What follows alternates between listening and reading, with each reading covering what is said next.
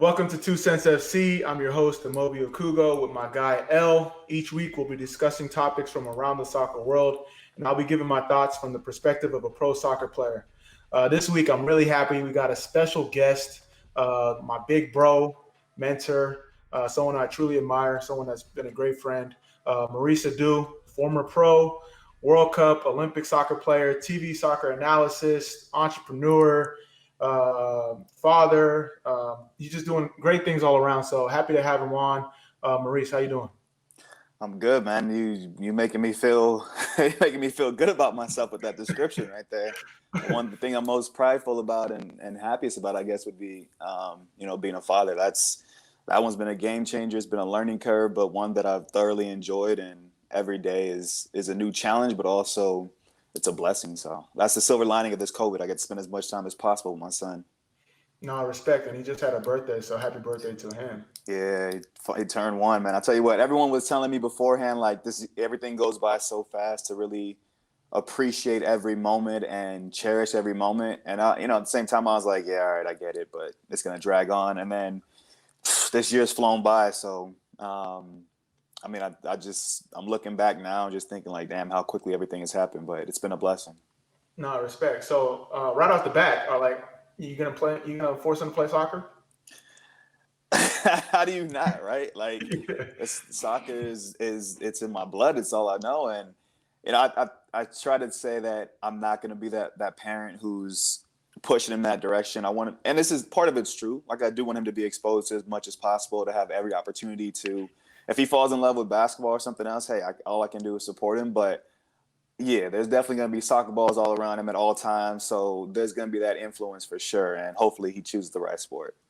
No, respect. So, talk about your soccer journey, because you have a unique journey, especially now, the way U.S. soccer is developing, young players. You did the youth soccer route. You didn't really do ODP. You didn't really do youth national teams. You killed it in college. Then you went to MLS. And then from there, I feel like everyone heard about you. You was on a FIFA cover and all that. So give us a rundown. Well, yeah, you touched on quite a bit of it. I mean, even before that, I come from two parents, Nigerian parents, just like you, Niger blood, So soccer's been around me since as long as I can remember. And I started playing, I think, organized like around 4 years old, and fell in love with the game at a young age. My dad coached. He was always a coach on one of my teams, but then also coached like his own teams or whatever. And so how I kind of gravitated towards watching soccer is growing up, there weren't that many games on TV, and the games that were on TV, we didn't always have all the channels. So one of his players used to record games on VHS. I don't even know if you know what VHS are, Moby. You're kind of young, Playing me, man. I'm just saying, that might be before your time. But he used to record games on VHSs, give them to my dad. He'd bring them home, and we'd watch those games. And most of those games were Arsenal games, so that's how I kind of fell in love with Arsenal.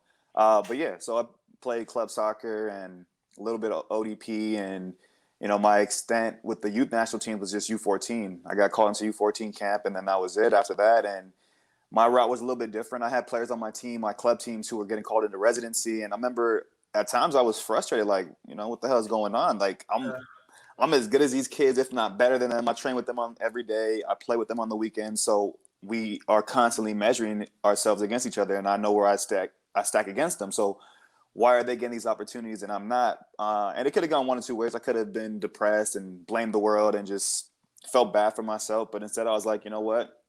Cool. They're there right now, but I'm going to get there. And some of the best advice I got when I was young was that, everyone's path isn't the same. We might all be chasing the same dream, but your path might be a straight shot. Mine might be to fall a few times, get back up and keep going, or, go through different obstacles, whatever it is.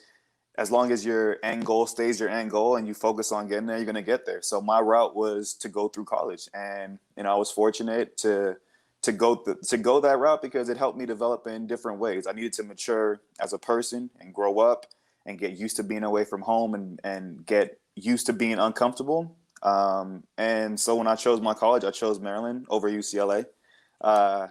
Yeah, for why? that reason. For being a Cali kid from SoCal, I still have a hard time understanding. That's the reason.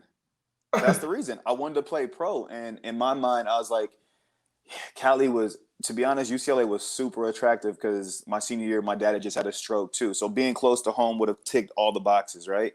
Mm-hmm. But, in the back of my mind, I was like, man, I want to play pro. And the quicker I get used to being on my own and mature and grow up and be independent, it'll serve me better for the future because I'm not going to have the luxury of choosing which team I go and play for. So, and my trip to Maryland was good too. Like Sasha did it. Sasha did a good job of recruiting, Yeah. man. He came and like wooed my mom and like, so everything, it worked out the way it was supposed to work out. So I went to Maryland for 2.5 seasons, and then that moment comes when you have to make a decision. And for me, it was actually a little bit more difficult than I thought it was going to be. Growing up, I always wanted to play, and I was like, if the chance comes, it's a no-brainer. But growing up in the family that I grew up in, both parents were teachers, and the importance of education was stressed at such a young age. Plus the Nigerian parents, so you know how that goes.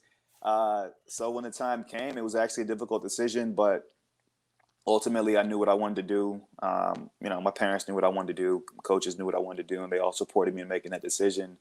And then from there, I go to Toronto, and I go into a situation where it's a brand new team. I'm one of the first players.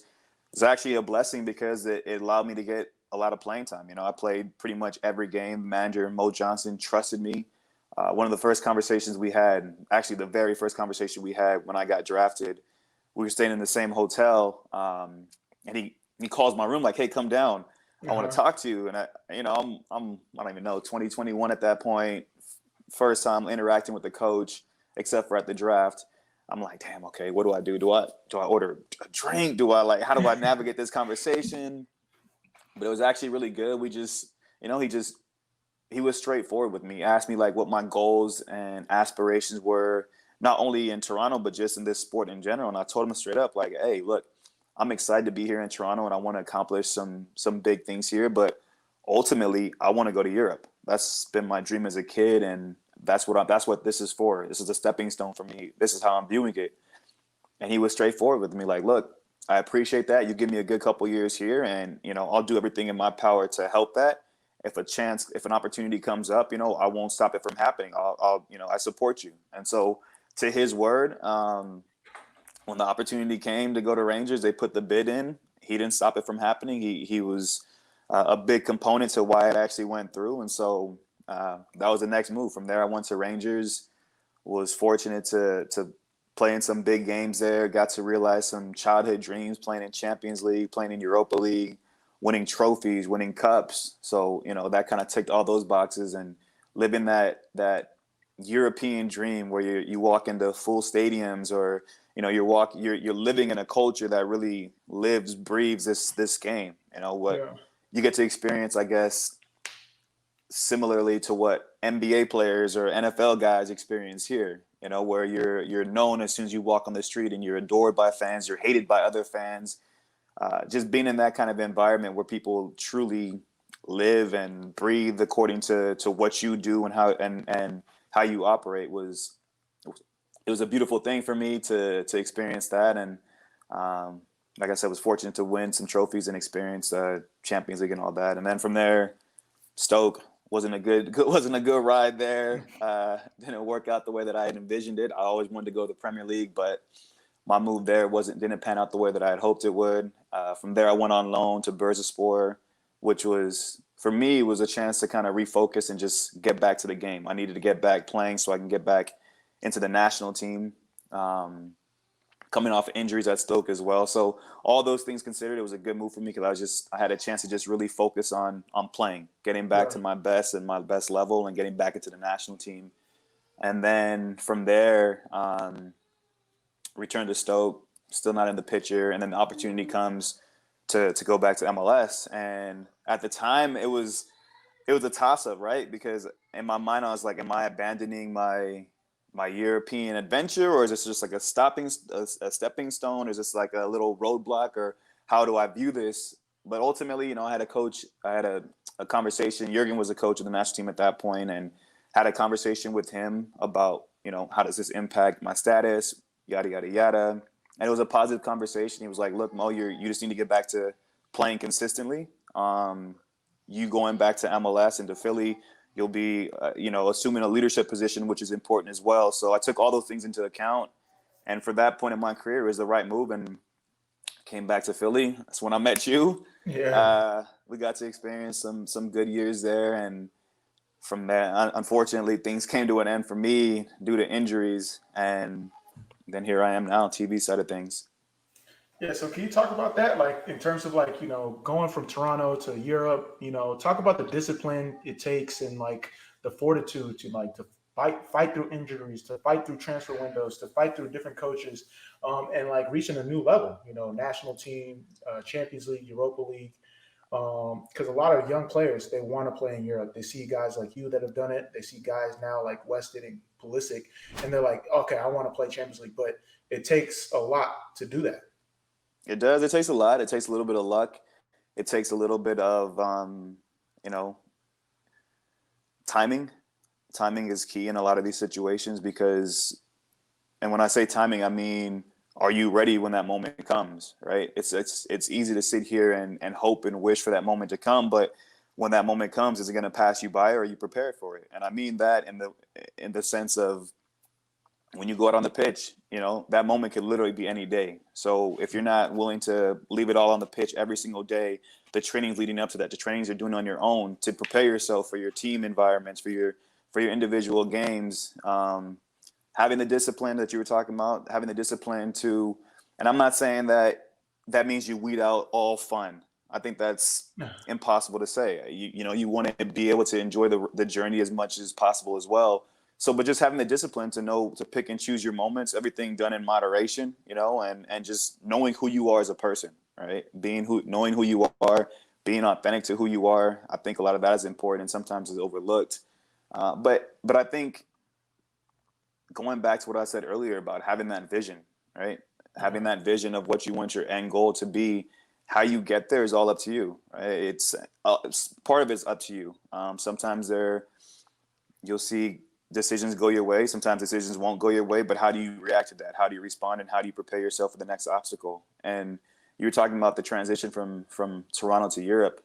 It was difficult, right? Because my year and a half in Toronto, I'd done enough to win the trust of my teammates, establish myself into that team, to become a big part of that team, to, earn respect and plaudits from around the league and to break into the national team ultimately. So you make that move to Europe now, I make that move to Rangers, and I'm coming into that situation thinking like, okay, guys are gonna respect me. I'm not even so much that I'm that guy, but like, people are gonna respect me. I'm part of the national team. Rookie of the year in Toronto and whatever other accolades you come in with. But for me, and sometimes that's true, sometimes it does hold weight depending on the player and where you're coming from, what kind of plaudits you have. For me, I was starting from the bottom again. I had to work my way back into the team. It didn't happen overnight, and part of that can be frustrating. I was fortunate that when I went there, Bees was there, DeMarcus Beasley was there, and so he was my little big bro, and he helped me to keep a level head both on and off the pitch. Helped me to understand the culture of Europe and how things work, and so I had to bide my time for a little bit. I remember the first few games just sitting there, whether being in the squad, not being in the squad, being on the bench, not even being a part of that. So, but then when my moment came, I remember I was going to be on the bench, and then a player got hurt like in warm-up. So it was just a quick like, hey, time to go. I was like, oh, okay, well, all right, let's go time. And that was my first game, first start. And from then I thought I came out of the game, I think 60, 70th minute. And I thought hey, pretty good showing for myself. I'm gonna be starting the rest of the season. Let's go. Nah, didn't happen that way. Didn't happen that way at all. But I think just being able to, it's a constant goal. It's every single day is a constant show and prove, right? What you did yesterday doesn't hold weight. You got to show up again today and prove yourself. And I think that's an incredible environment to be in because it challenges you. It challenges the guys around you. You guys are constantly pushing each other and elevating your game. And you got to earn every bit of game time, every bit of respect that you get. No, respect. Is there any game that you want to replay, or like a one player that you were like, yo, this guy is next level? I know you got to play with me, but like someone else, like Player that I play with or against? with or against. I mean, against is easy. That's Messi, bro. Like Yeah. that, it's just different. Like the man, people dribble. This man just runs and the ball follows him. You know, it's not fair what he does. And I think I remember we played against them I think in Jersey with the national team. And one of the like telling moments in that game, of course, he balled, stood out in the game, like whatever. But one of the telling moments for me in that game was I don't remember how old he must have been. He was younger at that time, right? Maybe like early 20s. And he played the ball to Cambiaso. Cambiaso picks his head up, sprays a, I don't know, 35-yard ball across the pitch, switches the point of attack. Perfect play. Not to Messi. Messi wanted the 1-2. He wanted the ball right back. And he turns and like yells at Cambiaso. And I'm thinking like, okay, Cambiaso's about to sun this dude. Like, I get it, you're Messi, but like you're Cambiaso. My man was like, hands up, like, okay, I get it. Like, Yeah. At that point, I was like, yeah, he's the chosen one. Like, that man right there is the anointed one. Like, but playing against him, honestly, it's fun. It's challenging because you're playing against, for me, the best player ever. That's the GOAT. There's no conversation for me. But just his ability on the ball, his center of gravity, the things that he sees that none of us see, the things that he can do that none of us can even think of doing. It's like FIFA, but even some of the things he does I can't even do on FIFA. And you know I'm nice at FIFA. No, respect. Yeah, you are nice. No cap. It's crazy, like, to hear stories about Messi, because like when people tell these stories, it's like you can see them light up, and that's how you know like he's one of the best ones. I know we got some fan questions. So, El, you want to take one, and then I'll take one, or what? Yeah, we can do that. So some questions from some of our followers on social media. So Jake asked, how did your time at Rangers shape the rest of your career? Is there anything you saw or experienced there that should or should not be implemented in the U.S. system? Is there anything there that should or shouldn't be implemented in the U.S. system? Like, yeah, playing in Europe versus playing in the U.S. Yeah. So how did my time at Rangers shape everything? I think it helped me grow up. It helped me mature.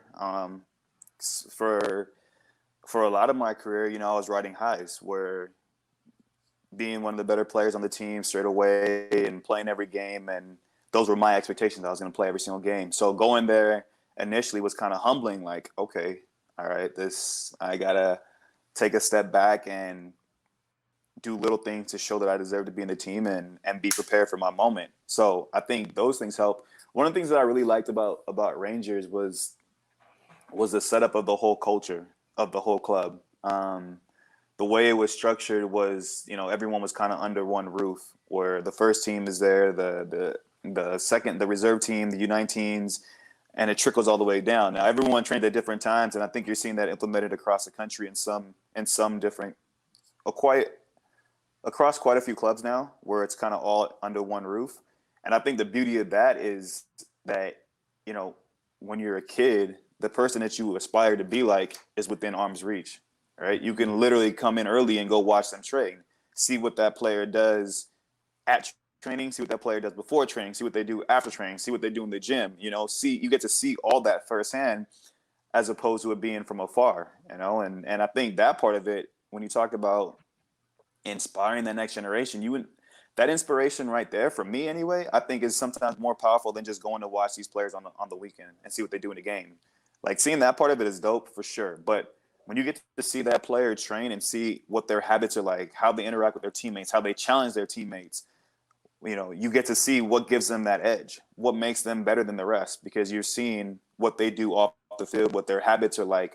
Is he the last one to leave? Is he taking 20, 30 free kicks because he wants to perfect set pieces? Is he making other players stay behind because he wants to whip in crosses because he needs to improve on that? So I think that part of it helps young players to recognize that it's not all about just a team training and then go play on the weekends. There's so much more that goes into it to perfecting your craft and getting to that next level.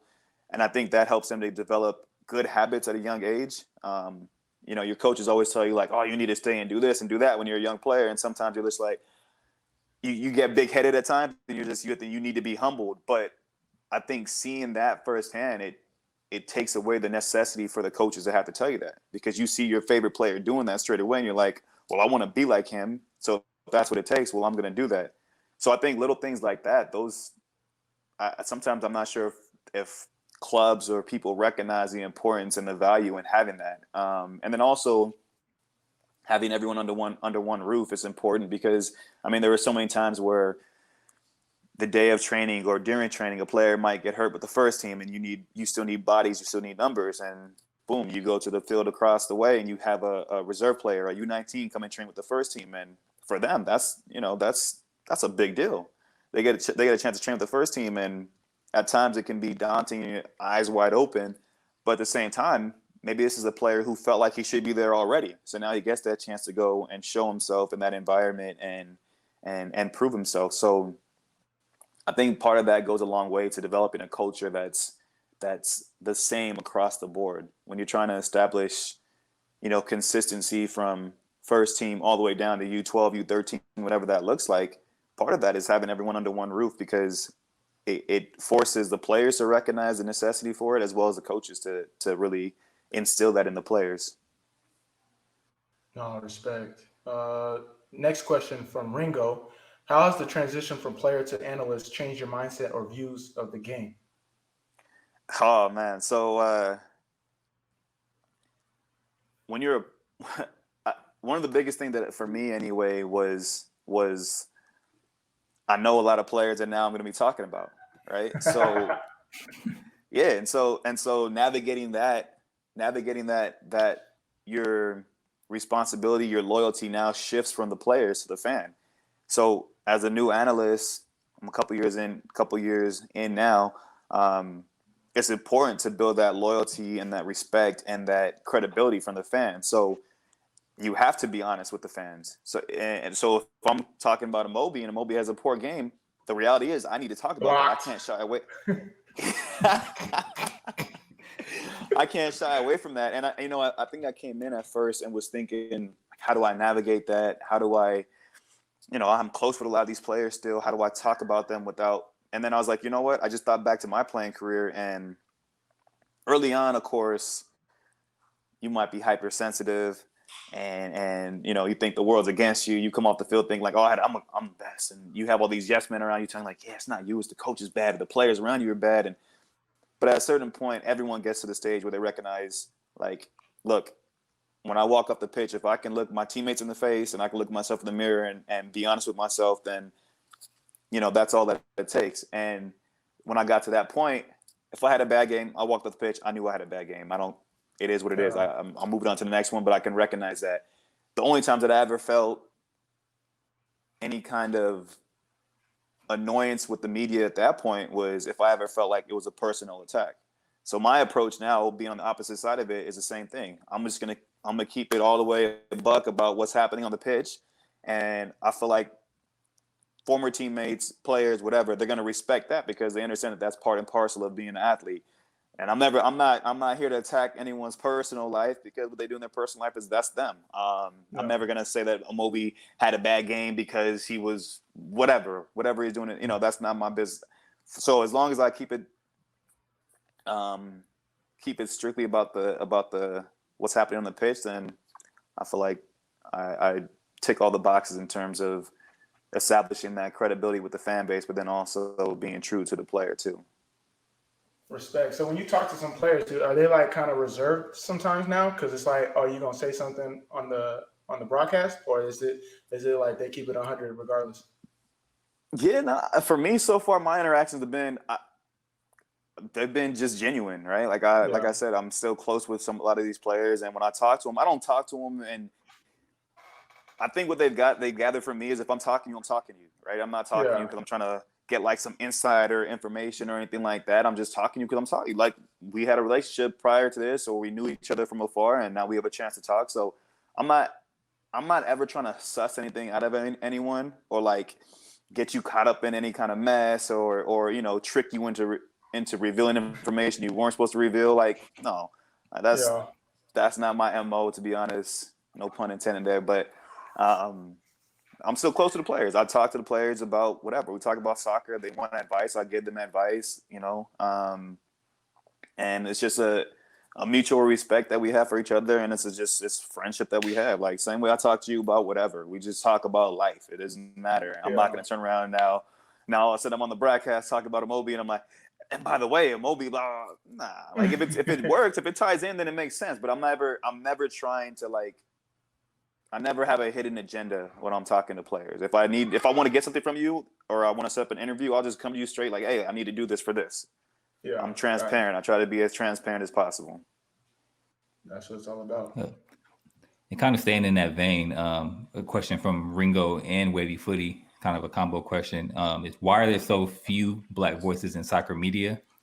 And what has been your experience as one of the few Black voices in American soccer media?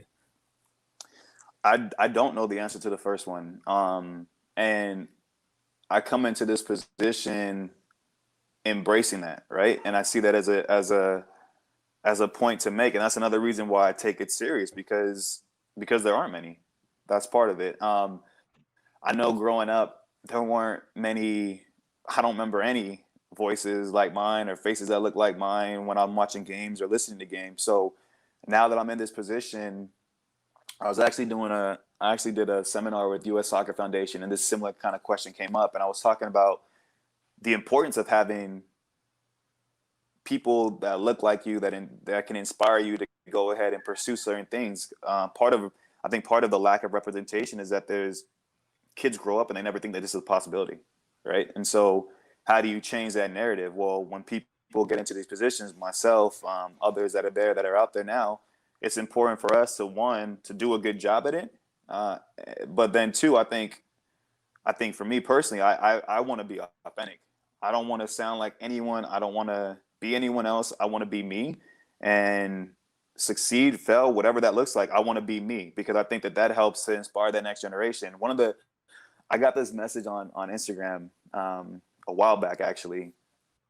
It was when I was doing Champions League, and this kid wrote to me about saying that I inspired him, right? And could be just blowing smoke, who knows, whatever. He started off by giving me like, oh, it's so good to see you. You do such a good job, yada, yada, yada, whatever. But the point of the message, what I took from that message was he was talking about how he had been interning with different NFL teams and he'd been writing letters to different NBA teams, that he really never pursued soccer because he didn't really associate being African-American with soccer. And so seeing me on there kind of opened the door for him to say, like, you know what, why can't I pursue soccer? Why can't I intern with a network that covers soccer with a soccer team to do broadcasts within that realm as well? So I took that as like, you know what, this is what I want to see. This is what I'm part of what inspires me to go out there and continue doing this because, well, then maybe more kids will believe that they can also do this role.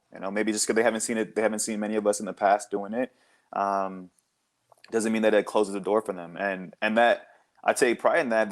That goes from the way I talk, the way that I break plays down, the way that I dress, whatever it is, whatever catches their eye that first time. I hope that that's enough to get them to stay on the channel long enough. And then the sport, the game, it sells itself. So I think first for a lot of African-American kids, like it's just that entryway first and foremost to get introduced to the game. And then the game does enough of a job selling itself. No, that's a great point you made. I remember when you was on doing the Champions League, my phone used to blow up all the time. Everyone's like, yo, is that your boy Mo? Yo, why is he wearing such tight shirts, man? He been working out? He got the new Jordans? Yeah. So, but like representation really matters. So to see someone that's done it and, has all the accolades, has played there at that level, can speak eloquently. Not like me. I'm over here butchering words. It's really important. Yeah, speaking of like you kind of representing our culture, like I see y'all have like some heat on some of those shows. Like, is that like from wardrobe or is that personal collection? Oh, you don't know about his personal collection? Oh, L, you gotta tap into his personal collection. This man is out of his need to. Okay. I'm trying to downsize actually, man. I'm actually trying to downsize. I'm trying to downsize a little bit. But no, that's all personal. And that's to be honest, that was one of the things that I kind of really or that I appreciate about being on TV is the fact that you have a chance to be you, unapologetically and authentically, especially through how you present yourself in terms of wardrobe and that kind of things. And like I said, going back to what I was saying, like if that's the one thing that someone flipping through channels connects with straight away, is they see like, oh, who's this dude that dresses like, I kind of like how he dressed. Let me pay attention for a second and see what he's saying. Oh, they're talking about soccer. I don't really care about soccer. Then next 2 minutes later, like, oh, this soccer thing's kind of cool. Like whatever it looked like. I think it's a win-win. It's a win-win because if that's how they connect, because we have similarities in terms of fashion, or they hear something, they hear my voice and it sounds different than somebody else's, and they can vibe with that, or they hear someone else's voice that sounds different than mine, and they vibe with that. Whatever the connection is that draws them in, I think that's important because it's just another way to connect the dots in terms of getting them connected to the sport, which I will keep harping on. The game sells itself. No, that's a good Yeah, point. definitely. So from a community standpoint, like as the Black community, as we try to get more voices from the Black community into the game, we also need that at the higher levels as well, and that comes with ownership. So MLS has a team that's up for sale currently. So if you don't follow the league, current RSL Real Salt Lake owner Deloy Henson made some disparaging remarks about players boycotting a game in solidarity and support against police brutality, saying that he felt disrespected by his players and like someone stabbed him with a knife. So that obvious backlash from his remarks unearthed a plethora of stories and accounts of Hanson's history of racism and caused a firestorm on social media, with people calling for the MLS to force a sale. So as of recently, all this new attention has led Hanson to put Utah Soccer Holdings, which is the company that has all of these teams under it, up for sale. And under that portfolio is Real Salt Lake of MLS, Utah Royals of NWSL Women's League, and the Real Monarchs of USL. It also includes Rio Tinto Stadium, the training facility, the academy, and other infrastructure. And so to that point, Toronto FC striker Josie Altidore took to Twitter to express his opinion, saying he needs to sell the team. He needs to sell the team then. I'm involved in a group that's ready to purchase it. Time for change. So what are your thoughts on this entire situation, and what should MLS do in terms of ensuring that there's more diversity in the ownership ranks? Yeah, I think representation is a huge talking point and an actionable item that I know for a fact the Black Players for Change are fighting for, and that we all want to see change. Addressing the RSL thing straight away, like when I read those comments, it was crazy to me that someone could actually say those things outright without assuming there was going to be some kind of backlash. So I don't know. In my mind, it maybe it was premeditated, right? Like this was a calculated move. Maybe he was just trying to get away from the team and wanted out from the team. But regardless, I think those comments are ridiculous. It's so ironic the words he used to say, "I felt like someone stabbed me." Well, the irony of that is the protests are in retaliation to Black men, women being killed. So it was damning hearing those statements and hearing those comments. But I agree. Straight away I agree with what Josie said, that he needs to be out. And in some ways, I kind of wish that he wasn't having the opportunity to sell, that his hand was being forced, and the ability for him to negotiate the price and all that was being taken away from him, and instead being forced out, I think would have been a better narrative. But just talking about representation, yeah, I think that's something that definitely needs to be addressed. How you go about addressing that? Well, I don't believe that it should happen in a case of like affirmative action where you just set a status number, you have a number in mind and say, we need to have this many people, because then I think it kind of just waters down, and it takes away from, in some scenarios, it takes away from the person assuming that position having credibility and respect from their peers. I think it's more so along the lines of Black people just having a chance to be considered for that role. Now, that doesn't mean that they're going to get every single role that comes up, but when a coaching job comes up or an administrative job comes up, and an OB wants to be in that race and he has all the qualifications, like why would his name not be considered? Why should his name not be considered? So I think that's where I think that's what a lot of people are pushing for in terms of representation, more so of when a person who is qualified has all the prerequisites, his CV matches the man next to him, but the only difference is the color of their skin. I don't think that should be, it should never be the deciding factor when you're deciding between those two. I also think that a lot of times what you hear, a lot of the narrative sometimes is that, well, that person's not prepared for this. Well, then there needs to be more mentoring programs that do prepare them. Because when the players get closer to the end of their careers and they're trying to make the decision to transition, it is difficult. And a lot of times, some of our white peers have had a chance to be, taken under someone's wing and be groomed and prepared for that next role. And so when their career finishes, they're able to walk right into that. And we sit back and go like, why is that? How's that happening? Kind of unbeknownst to us that they've had a chance to experience that and be groomed a little bit. So I think mentorship programs are really important because at the end of the day, whether athletes want to recognize it and realize it, your career doesn't last forever, right? And there's going to be that next stage. And so the better prepared you are, and this is kind of going across the board, not just for Black people, but you need to be prepared for that. But I definitely think that mentor programs that give even young Black kids before they even into the professional ranks an opportunity to realize that as you're coming up as a soccer player, 15, 16, 17, whatever that looks like, maybe being a professional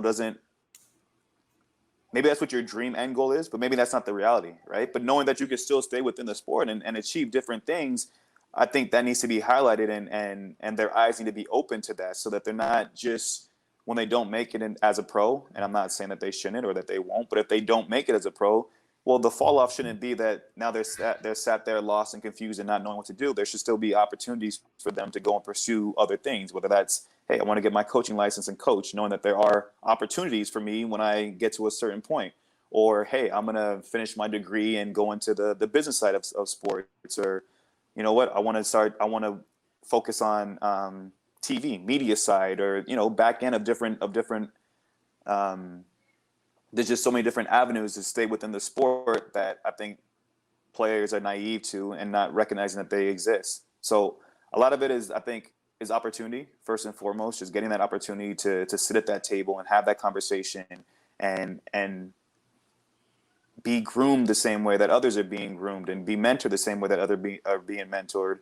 And ownership, of course. Ownership is when decisions are made for you by people who don't really represent the same things that you represent, it's kind of hard to feel like they're valid, right? Another interview I did, we were talking about racism in Europe, and we were talking about some of the campaigns that go on to eradicate racism in sport in Europe. And one of the points that I made was decisions are being made about how Black people should conduct themselves when they are faced with racism, and then two, how do you go about eradicating it? So they're making decisions about things that affect us, but there's none of us that are part of that conversation, that are sat in those meetings, that are being able to provide any kind of insight or lend themselves to what that experience is like. And so representation, it's important at so many different levels: ownership, coaching, front office, so on and so forth, referees, like in every across the board. I think representation is needed and is very important. You say, Moby? Now you hit the nail on the head. Obviously, the comments were like crazy, and then I read the Athletic article. I was like, nah, yo, this got to be fake. And then I talked to more people, and they're like, yo, it might have been intentional. So then, me, conspiracy theorist to Moby, I was like, oh, makes a little bit of sense. But yeah, there's no place for that in sports. The reason why I was smiling earlier is because I know you and Josie are good friends. You guys have talked about different things from the sports business perspective.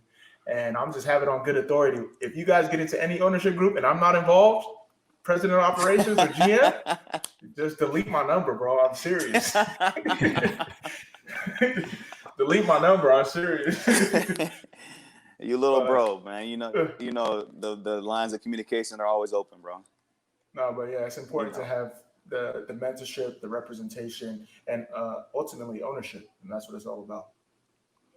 Yeah, it's crazy you mentioned that it might have been intentional. Like, why did he have to take it there to sell his team when you just put his team up for sale? You know, I why do you agree. have I to agree. create that much of a But firestorm? to be honest, you know, like when you were reading up, when you were talking about the timeline of events and how things have now revealed themselves, he has a history of. It's crazy because the same way I'm sure both of your phones were blowing up, my phone was blowing up, and people were like, "Yo, just talking about first of all the comments, second of all the team being up for sale, but third, so many people had accounts of whether personal interactions or yo, that's crazy because my boy told me this story about this happening and this and stories that just started circulating and coming in, and I'm just like, okay, well, all right. You can only hide your true feelings from the world for so long, and eventually they reveal themselves. Exactly. Yeah, so I know there's a lot of infrastructure with the team already. There's also been talks of like when new ownership comes in, should they rebrand or should they what should they do to kind of, I guess, refresh the team? Like, what are y'all thoughts on that? Like, what do you think should happen? Like when a new ownership group comes in, what are some moves that you guys will make if you guys were hypothetically in that position? I mean, for me, I think it's always like, I think it's case by case, right? I don't think there's one blueprint that works across the board. I think you have to take into fact, or you have to think about so many different factors. Part of it being the market, of course. You know, what's the team like? How is the team navigating in that market thus far? Have they peaked already? Is there much room for growth and expansion? And then depending on what group comes in and buys it, like I know the Utah Jazz are rumored to be one of the groups that are interested in purchasing it. I think, being completely honest, I think a local owner could make sense because there could be synergies between the clubs, ways to cross promote, to market across sports. But in terms of new ownership coming in, I think originally you want to try to make some kind of a stamp, put your stamp on the team. But at the same time, if you have a successful product, you don't want to tinker with it too much. But again, I think a lot of it is case by case because some might say, hey, I'm an owner. I'm buying Salt Lake with the idea that I want to move them to a different market, So it's definitely the ambition of the owner to one, but also just having a chance to really evaluate and strip everything down, see what the numbers look like, see how much you've tapped into the market, what's your relationship with the community like, how much room for growth is there within that market, and then obviously you focus on the team as well. How can you improve the team? How can you start bringing trophies and more plaudits and accolades to the club and making the club a bigger presence in the league, from a notoriety standpoint, but then also from a success standpoint. Yeah, and El, you also got to take into account like he put a lot of investment into the youth, and like they have like a whole academy. I know if I'm coming into that ownership group, I'm moving into Vegas or Phoenix for sure. I'm not keeping it in Salt Lake, but that's just me. So you moving the whole academy, everything. Your comments about to blow up right now. I'm moving that. Sorry. Attack you, boy. All right. And you mentioned academy. You mentioned like they have a pretty good academy, right? They're pretty known for their academy. Mm-hmm. Another kid, like the dream is to always kind of go from the academy up to the first team and kind of be a legend on the first team. Now that happened with Leo Messi. So Leo Messi is reportedly disappointed with the Champions League exit in 19 years at the club at Barcelona, and has decided he wants to exercise the clause in his contract that would allow him to opt out and move on from Barcelona on a free transfer.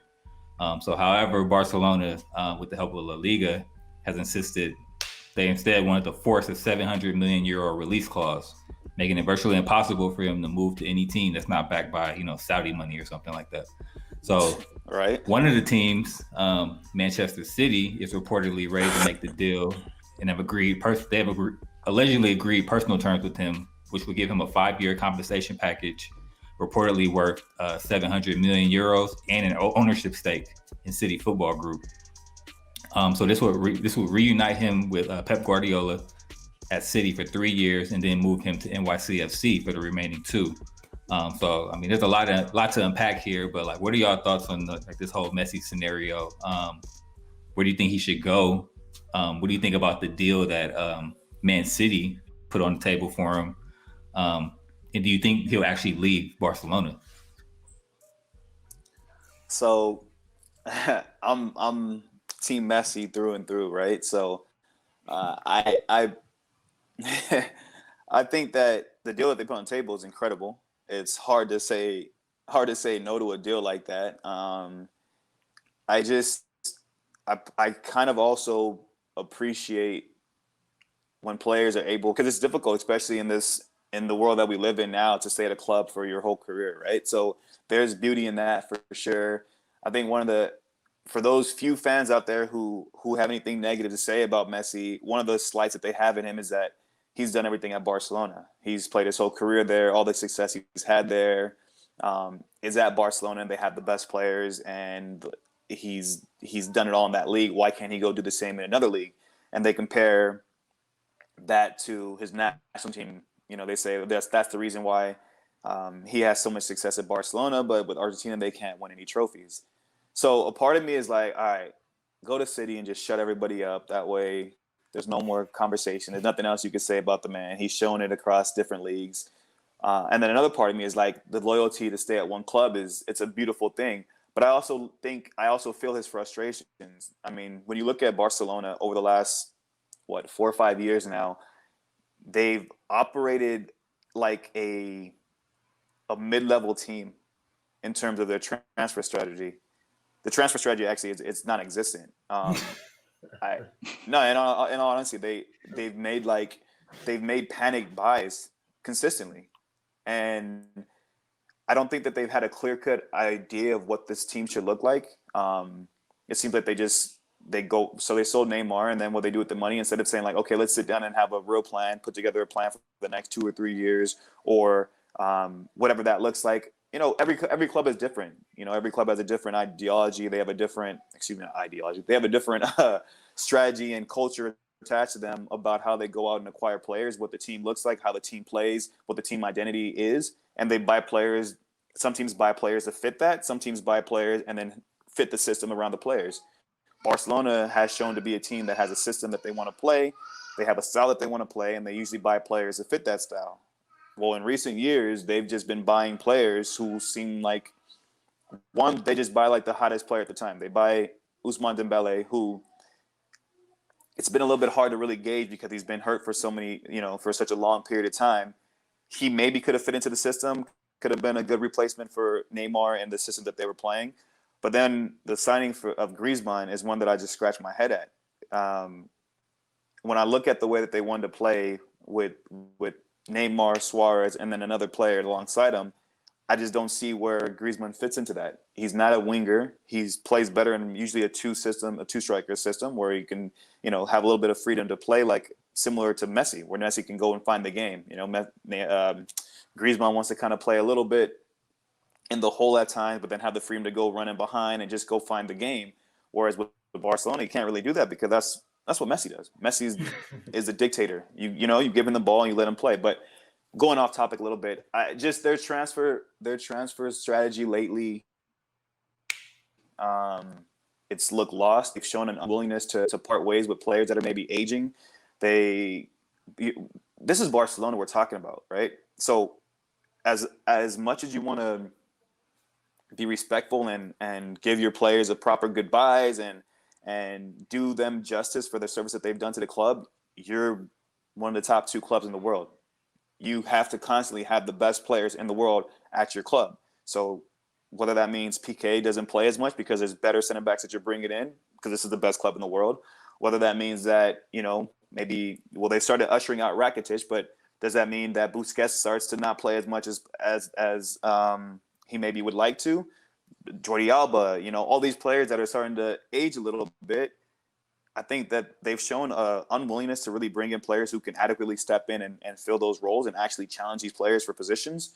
And I just think from a recruiting job, they've done a poor job. Messi called for it end of last year, this year, basically saying like, look, I need help. help me. Help me. You know what I mean? Like, help me. I look, I can only do so much. I've carried this team for so long. Like, help. I think the telling point, it should have never even got to the 8-2 with Bayern. The game when they lost to Liverpool at Anfield. If that wasn't, actually, we can even take it back before that, you know, losing to Roma.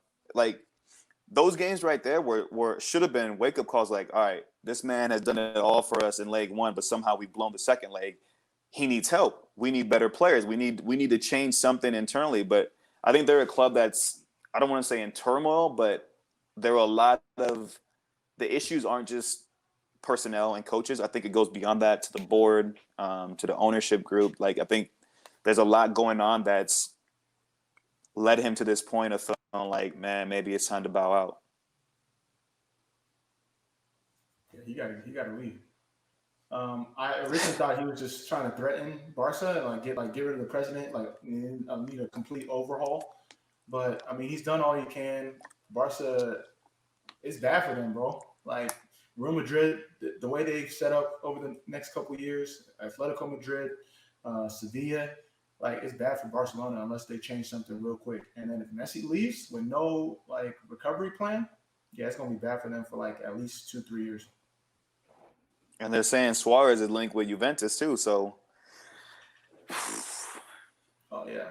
I don't know. I mean, they should, besides Messi, De Jong, and Ter Stegen should be the only ones that have a locked position on Barca, and then the young boy, Puggy, and then the Cameroonian, Fonsi or whatever his name is. Besides, you don't like Frankie De Jong? No, yeah, that's what I said. De Jong, keep him. Everyone else is on the hot seat. Everyone else is free for a transfer. You don't have a guaranteed position. Yeah, I mean, yeah, I'm trying to think if there's anyone else I would include in there. Yeah, that's it, right? There's probably someone that I'm not thinking of, but yeah, off the top of my head, there's not, and that shouldn't be the case for Barcelona. You know, yeah, this is Barcelona we're talking about. You should have at least 5-7 players where you're like, nah, they're not going anywhere. We're building our team around. I mean, so we're gonna see how that transfer plays out with Artur going to Juventus and Pjanic coming to Barca. But that's just another example. And hey, maybe I'm saying this right now and I have to eat my words, but very similar players. One is younger, so has upside to where he can develop and grow and maybe have a sell-on value. Pjanic is coming here, and after his whatever, I think his contract was 3 years. After these 3 years, you're not selling them for much. Yeah. You're not. You better hope that you win the Champions League these 3 years, because after that, you're not selling them for anything. So it's just I don't understand. I don't really. There's not real clarity around their transfer policy, their vision, their ideas. Yeah, it's unfortunate. Let's talk about this deal that City gave him, though, real quick. So 5 years, 700 million euros. On top of that, an equity stake in City Football Group. This group just bought a team in League Two in France. So they got 10 teams under them. You know what I'm saying? So do you think that we'll start seeing more deals like this for these larger players? More equity deals, kind of mixed in with mixed. I'm gonna be saying no. That's some once in a lifetime stuff. Yeah, it's only this Messi, Neymar, Mbappe. Those are the only type of players you're giving those type of deals to. You can almost argue that Beckham kind of got that too with his deal with MLS. That's MLS though. It's a little bit different. Nah, there's a unique. There's a very small circle of players who fall into the realm of having that kind of negotiation power, unless you kind of scale it down, right? But at the top clubs, you don't have that kind of power to negotiate that kind of deal, unless you are Messi. I think they were saying that Rooney got something similar with Darby, but again, you have to scale that down a little bit. He's not going to Man United and getting that kind of. He's not going to Man United and getting that deal. Yeah, so I think more players are eyes are being open to even the idea of ownership. and that's across sports, I think, as well. But being able to actually negotiate that in your deal, and I think that's across sports too. There's only a select few that can actually like voice it, have the balls to voice it, but then two, to actually have the party you're voicing it to say like, oh yeah, that makes sense for us. So Messi's a unique case. Like I said, that's the GOAT. So yeah. Yeah. Well, for the sake of MLS, we better hope that happens. Get Messi over here for at least a couple years at the end of his career. So we'll move on from that. Another headline recently in the news: Brazil makes pay equal for the men and women's national teams. So the women's soccer team will receive the same pay as their male counterparts, according to an announcement from the federation this week. This policy means every player representing Brazil will receive equal daily rates and prize money on their international duty. So Brazil joins Australia, Norway, New Zealand, and England as some of the teams that are implementing this equal pay policy. So also to that point, the U.S. soccer is still under scrutiny for their handling of the women's team. And the women's team had a lawsuit out for gender discrimination and stuff like that. So what are you guys' thoughts on this whole scenario? Do you see U.S. soccer following suit, like a little peer pressure happening? For me personally, first and foremost, congratulations to the Brazil Federation for coming to terms around that. Marta and her fellow compatriots have been fighting for that for a while. With the U.S. soccer situation, it's really crazy. There's a lot of back and forth. Hopefully we can get to that point. Obviously, there's some things that have been miscommunicated across both parties that really need to get cleared up for things to make sense. And obviously equal pay makes sense. But there's just a lack of communication on both parties about what both sides truly want. And I think that needs to be situated first and foremost, instead of going to the media, or going through different parties. Like, I don't know why they can't just sit in a room and really get everything clear on the table and then go from there. But yeah, equal pay needs to happen for sure. Yeah, I kudos to all the federations that have found a way to make that a reality. And domestically, like Amobi was saying, there still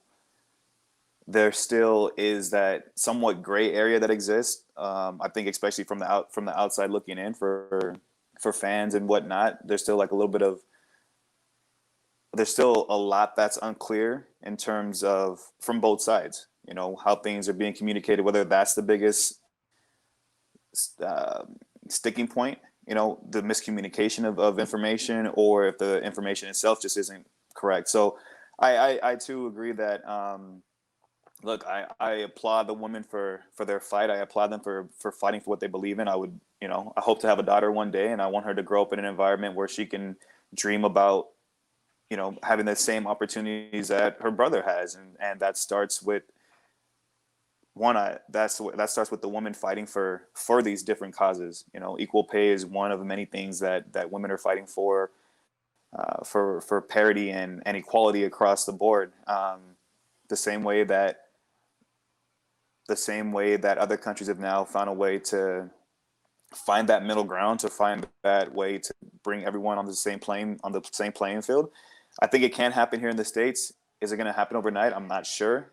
Is there still a lot of room for conversation and negotiation, and for everyone to really come to terms with that? Yes, I think there's still a sticky period that we're going to go through, but ultimately, I dream of a world, like I said, where I have a daughter eventually, and she can grow up competing against her brother, knowing that if she's better than him, she's going to be compensated in the same way that she should be compensated. Yeah, definitely. So do you think that the federation is too intertwined with NWSL? Meaning, for those who don't know, like the women's national team players, their salary is paid by the federation when they play, their club teams, or with the NWSL teams. Do you think that kind of relationship is kind of, kind of giving the federation like a bargaining chip or like some type of like we pay your salary, we shouldn't have to like equalize everything on this side because we're already kind of covering and floating things on this side. What do you think that's causing some of the issues as well? Well, I think that's part of the moving parts, that we kind of alluded to, that it's not completely black and white. It's not as though the contracts are all structured the exact same way on the men's side and the women's side. And so that's where I say I think there's still a lot of conversations and negotiations to be had to come to terms with how does equal pay, what does it look like, right? Because it sounds like, as you're saying, equal pay, it sounds like, okay, if he makes $5, she should make $5, right? But just in terms of how things are currently structured, there has to be a way to work to negotiate that and find that level ground to balance that out. And how things are defined, I think, is going to come into play, right? Like what's defined as like bonus money or what all is categorized as being part of that pot of money that they're talking about should be equal is all going to come into play. But I think there is a solution out there. It's not going to, like I said, it's not an easy one to find. And I think it's going to require both sides to have to concede a little bit, but it's going to take time. I do think it's going to take time. And more conversations definitely are going to have to be had, some hard conversations as well. Yeah, that's a great point. I think it's important to understand that U.S. Soccer does pay NWSL salaries, and like that needs to be figured out. And this might be like a quick tangent, but I think that affects who's coming into the U.S. Women's National Team. I feel like we see the same players year after year, and I don't know the numbers and stuff around it, but I feel like you don't see a lot of like new players coming in. Like, you have a player that has a good run of form, and then they come in, because I don't really know all the details around who's paying what, who gets compensated. So I think all that stuff being intertwined, it really affects things down the road. But like Mo said, that's something that needs to be cleared out to ultimately get to what both parties want. Yeah, definitely hope they can get that worked out. So let's get into one of our favorite segments of the show, no card, yellow card, red card. This is a rapid fire segment of the show where I'll fire off some questions, and our guest Mo, as well as Amobi, will give it a card based on their opinion of it. So no card means that they're in agreement or that they like it. Red card is they disagree, or they don't like the idea, or however the question is framed. And yellow card is they can go either way about it. They may agree, they may not agree. Either way, they're kind of in the middle. So first one, no card, yellow card, red card. Weston McKennie joining Juventus. No card. No card. I'm all in. Yeah, I mean, you get a chance to play for Juventus, you don't say no. So yeah, no card. I think he's gonna play the Gattuso role. Pirlo, I'm still iffy about that, but I think Pirlo, he's gonna implement his AC Milan formation, have Gattuso, Weston McKennie in the Gattuso role. And to just add to that, just to add to that, you know what? Another reason why I'm all in is because, man, there's still the stigma about American players. Like, I think players have started to knock that down a little bit, and that's a beautiful thing. Have started to show like, yo, there's more to American players than just like, I don't know, hard work and determination. Like, we can actually play at that level. So I think that's a beautiful thing. But man, if you look at pretty much every team around Europe, right?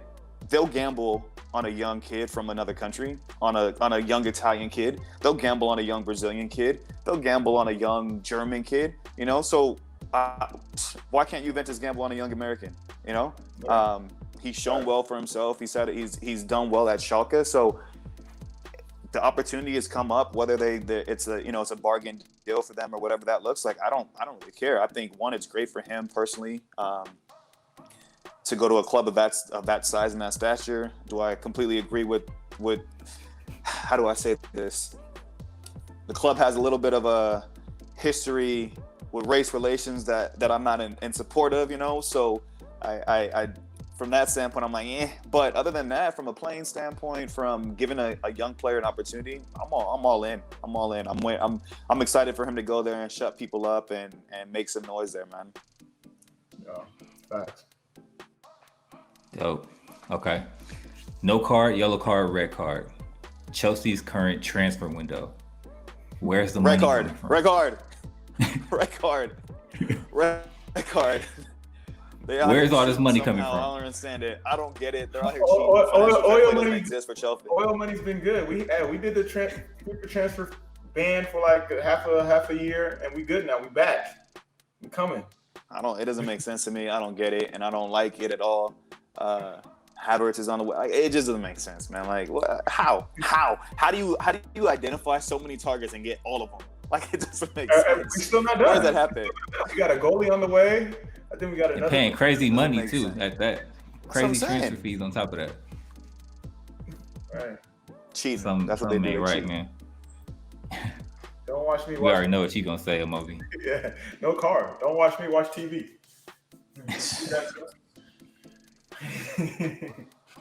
All right. But now the real question is, if y'all don't win the league, now what? It's a 2-3 year project. We're not going to win it. So next year you're gonna go splash the cash again. If Man City gets Messi, we're not winning the league. We're comfortably Champions League. That's what we're shooting for. I still don't even trust Lampard. But wait, the goal is comfortably Champions League when you spend over $200 million. Yeah. You see who else is spending? We're not the only ones spending. We're still young. Who? Liverpool, Messi. I'm sorry, Man City. Who is Liverpool by? They're in talks with Thiago. That's about it. Get Thiago. Yeah, they're gonna get Thiago, and that's gonna be like 30. That's like 30 mil. They spent so much in the past two windows. We got a window. Look at him. We've had a window. Why are you worried about us, man? You're worried about Arsenal. You guys just keep having shit. Look. I think we got the right man in office right now. You know what I'm saying? Like, as long as we beat you guys when it counts, as long as we beat Tottenham, as long as we beat, top 6 teams, I'm happy with it. Hey, we're coming back, man. Like, it's not gonna happen overnight. It's a project, but we're slowly getting the pieces. If we get Thomas Partey this year, okay, I'll be feeling a little bit better about our chances.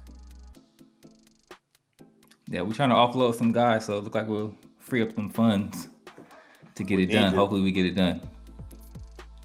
We need to offload a lot.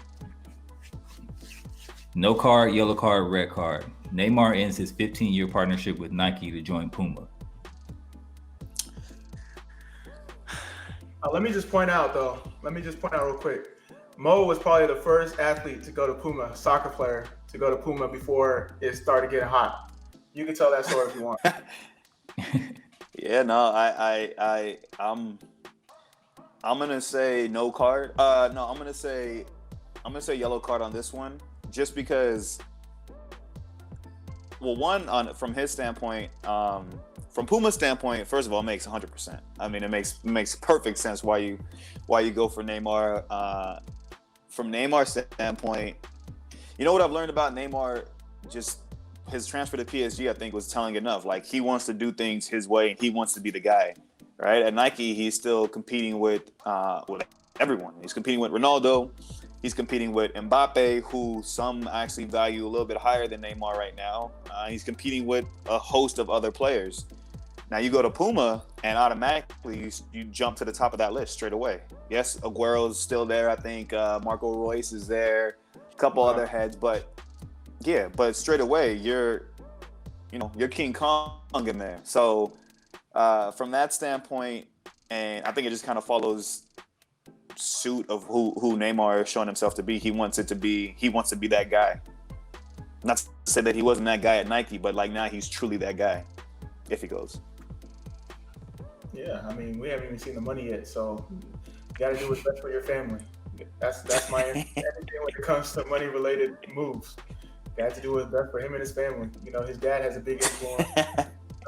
Yeah, Puma's talking. They're trying to make noise, so we might as well get someone that is a little bit different, and Neymar fits that bill. So no card for me. No problems.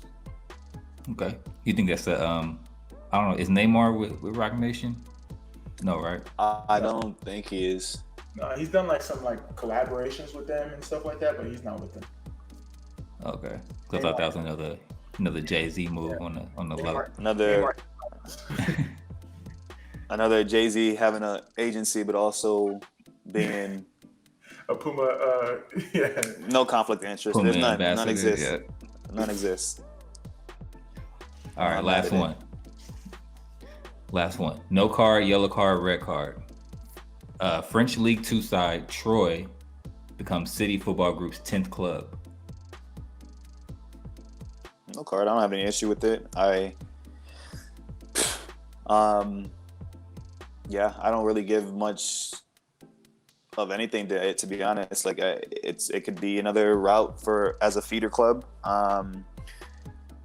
They get promotion to League One, then hey, there's upside to that, of course. I'm sure they'll loan out some City players who aren't cutting the bill there and get them into that team, strengthen that team up a little bit. No card for me. Yeah, I'll say yellow card, just because you might need to figure out a way to watch what they're doing. I know they're trying to figure out ways, financial fair play. I feel like talk about Chelsea, bro. Watch them. I feel like they're finding different ways to get things done. So, but it's good in terms of like their overall landscape. They're strategic about the teams that they buy. So from that standpoint, I like it. But from a financial fair play perspective, you're going to see them start buying like these young players, and then next thing you know, free transfer to Man City. So that's what we do not want. But who knows? I like it. More investments into soccer. Yeah, I mean, they have a team on every continent, basically, except for like Africa. So, they're missing the boat. Maybe get to Africa. I see it as like they might run Troy up, get them promoted. 2 teams in Champions League. I don't know what the rules are, but double that Champions League money. Another way to bring in some. Yeah, that's true. I think that's the only other league that actually plays in Champions League, right? That they have ownership in. They don't have a team in Germany, I don't think. Mm-hmm. So no, I feel like and the French league is kind of an easy league if we want to argue. So don't tell Mbappe that. Yeah. Don't tell Mbappe that. That man went on a tirade about that. Don't tell him that. All right, let another team. Let's let another team, win the league for once. Then we can say it's not an easy league. As long as PSG is winning every season, like there's gonna be some scrutiny there. But I mean, Bayern's been having fun with the Bundesliga for how long now? But that league is still viewed as being one of the strongest leagues. Serie A, same thing. Right? Juve, it's not even if you don't win. That's why Juve signed all these players. Bless you. That's why they sign all these players, because the league is not even the focus anymore. Like they rest players. PSG and Juve rest players during their league games because they have Champions League midweek. So I think I don't know. I think obviously Ligue 1 is definitely lower on the totem pole than your Bundesliga, your Premier Leagues, but Serie A maybe. But I look, they're starting to make some noise. I think this Champions League campaign has really opened some eyes for sure. I don't think anyone, me included, saw Lyon going as far as they did. And PSG was a couple a couple Neymar shots from winning the thing, right? But who knows? Yeah. I mean, France is so stacked with talent too, so it's like if you keep them there for like an extra 2-3 transfer windows, or I like that league. That's that extended Africa right there. Hey, that's true. That's true. It's time to tell the folks to come home. That's a whole other podcast. Yeah, we get that. But Mo, thank you so much for joining the podcast. We really appreciate you taking the time. For the fans that want to tap in, where can they find you? First of all, I appreciate you guys having me on. I was when I saw you guys announce the podcast, I thought, okay, I'm probably gonna be, first guest or something. I had to wait. I had to bide my time. It's all good. No hard feelings. We wanted to make sure we was probably adequate in the podcasting realm, before we got you on. Nah, it's all good. It's all good. I appreciate you guys having me on. It's been fun. Where can they find me? Social media, Instagram, Twitter, at Maurice Edu. If you're watching TV this weekend, I'll be on this weekend. Like I said, doing tomorrow Liga MX game, Tijuana versus Monterrey. Saturday, I'll be in studio. We're doing Orlando City at Atlanta, and then on Sunday, El Tráfico, LAFC, LA Galaxy. Should be a good one. Perfect. Yeah, hardest working man in American soccer, right there. Respect. Trying to be. Yeah, and we need someone to tell. We need Mo to get his own little show or segment or something, man. Mo's notes or something. It's coming, bro. I got a lot of ideas, man. I gotta just, I got a lot of ideas. I gotta bring them to fruition, though. But it's, yeah, we're working. We're working over here. Shit. Well, we got space for you at 2Cents FC. So that's our show for this week. Subscribe, rate, and review. It helps us get discovered. Follow us on the socials at 2Cents FC. Check out our merch at 2centsports.shop. L's rocking some of it right now. I need to get mine ASAP. It helps the show as well. Tweet us your comments on the show and any topics you want me or L to discuss. We really appreciate you guys sending in questions for Mo this week. Great questions. Keep them coming. Yeah, that's it. Peace. Peace.